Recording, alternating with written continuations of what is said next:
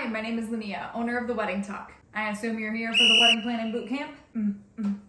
If you didn't see the first episode, go check that out. We covered the very first things to do when you're planning. In this video, we're going to talk about other vendors. Here's a list of all the vendors that you would need for your wedding and kind of the order that you would book them in. Now first, how do you find these people? Obviously, we're going to start with Google. Look up each vendor near the location of your wedding and start to get some ideas from there. Also, hop on social media. Personally, I feel like this is the best way to find your vendors. You can hop on things like Facebook groups, or you can just look up people that share tips and information about weddings. Either they're a vendor themselves or they'll have referrals for you. The other option is connecting with your venue. Usually your venue has a great selection of vendors that you could work with. Just make sure they're honest and not paying for that promotion. Okay, buckle up because we're getting down to it now. I'm going to give you the basic tips, questions, and just general knowledge about each vendor. Venue we already talked about, so go look at that episode again. Now let's talk about a planner or a day of coordinator. Wedding planners usually offer different packages like a full, a half, a month of, or just consultation calls. So decide how involved you want them to be. If you want them to do the whole shebang for you, go with full. If you want to split up the work, consider half. A month of package pretty much means you are doing the entirety of the work. They're just stepping in last minute to make sure nothing's missed and to take off some of the stress from you on that month of. A day of coordinator is somebody that is there to maintain the day of your wedding. That way you don't have to be. This can be your planner or you can get them from the venue. Sometimes the venue will offer a day of coordinator. You can sit back and know that they're going to take care of it for you. Here's a general list of what a day of coordinator does. Extremely helpful. And I would highly recommend you get one. Now, side note, do your research if your venue provides one. Typically, a day of coordinator provided by the venue is there for the venue. They're gonna make sure that the venue is working smoothly, people know where bathrooms are, guests are being guided. This doesn't always mean that they're there for you. Ask if you can meet with them in advance and feel in your gut. Are they gonna be there for you on the day of, or do you need to really bring in someone to make sure that your needs are being met? Next up, catering. Some quick questions for you. Where is this on your budget priority list? What kind of food do you want? How do you want it to be served? And lastly, do you want one caterer to take care of cocktail hour, dinner, and cake? It can be hard to do sometimes, but you can find those people. There's so many possibilities with catering. You could do buffet style, you could get plated, you could have a food truck. But really the most important thing to remember here, what does your venue allow with catering? Do they have a kitchen? Do they want you to use their vendors? Make sure to ask those important questions with your venue first. And here is a list of potential questions you would ask your caterer. I'm gonna put all of these questions in the links below. Let's talk cake. If your caterer does not provide a cake or desserts, you're gonna have to hire a baker. The basics, what kind of cake do you want? What do you want it to look like? Or what other desserts are you interested in? And again, where is this on your budget priority list? More questions?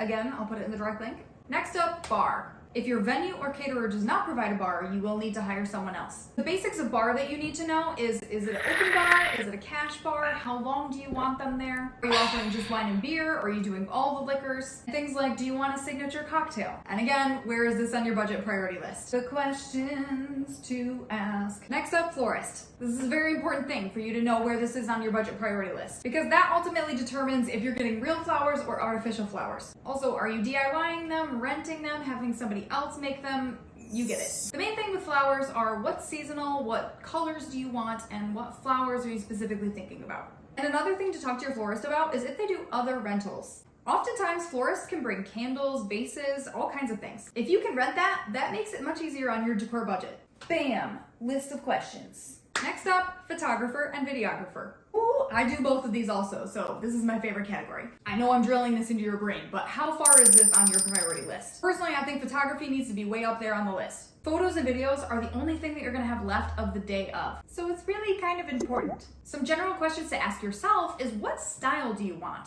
There are so many different styles of photography. This will help guide you to the correct vendor. Another thing to think about is if you want one photographer or two. Same thing with videographers. A lead photographer will pretty much run the whole day. A second shooter is another camera person that will be there helping on the day of. I highly suggest getting 2 people if you're going to be getting ready in 2 different areas, if you want the day to go more smoothly, and also if you just don't want to miss any memories. One photographer and videographer can get the job done, but having 2 really does make a difference. They're able to get different angles, they're able to be in different places, they're seeing different things than the other photographer's seeing. You get my point.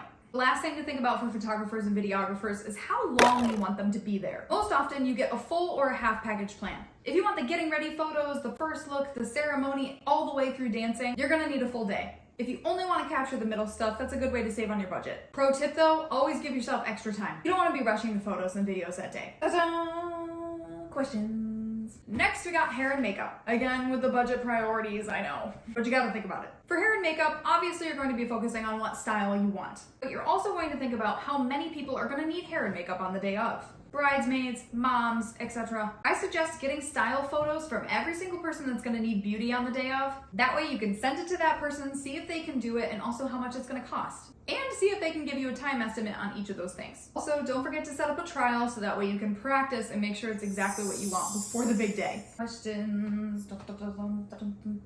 Next, we have the DJ or band. Do you want live music? Do you want a DJ? Do you want music for the ceremony, cocktail hour, and reception? Or just one? Definitely have to think about the traditional dances that you might be doing. Also, just in general, what kind of music you want. The last DJ basic is that they're the MC for the whole party. They're not only providing the equipment and music, but they're going to be running the announcements of the whole day. You need them for announcements. And you also need them to help keep the party going.